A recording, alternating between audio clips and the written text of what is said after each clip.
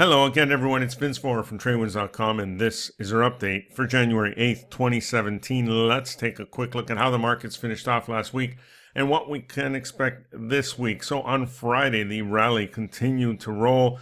The Dow up 64 points, while the S&P and the Nasdaq hit fresh new all-time highs. The S&P was up 8 points, while Nasdaq was up 33.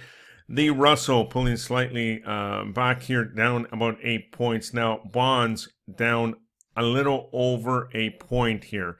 Now, if we look at this chart, it looks like on the daily, it's bouncing back nicely. But if you move to the weekly, you can see just how sharp this momentum is to the downside. So any upside here can be looked at as a shorting opportunity. We'll just have to wait for some type of reversal signal, and that may come right around the 124 area where there is some resistance up ahead here, right around this area here. So that is going to get interesting with bonds. We'll keep an eye on that. Now, gold down about 8 points on Friday, while crude was up about 23 cents at the close. Now, crude is another chart that's very interesting and looks to be moving higher. The daily chart has momentum higher, while the weekly has cleared these previous highs and looks like it has a fairly easy route to $60 here. So one of the things that benefits from a higher crude price is the Canadian dollar. Now, our dollar on Friday bounced back nicely. Let's look at the dollar index here. Let's move to the daily chart, and you can see it here on Friday bouncing nicely.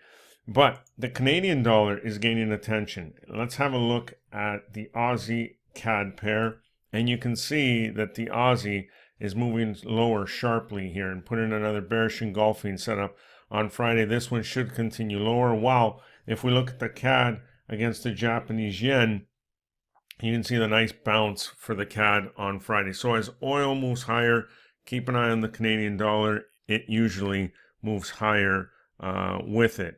Now, what can we expect this coming week? Well, from a news perspective, on Monday, we have the labor market conditions report and other main reports this week coming on Thursday, jobless claims, along with Janet Yellen speaking on Thursday. And then Friday, we have an all-important retail sales number. Okay, that's what's on tap this week.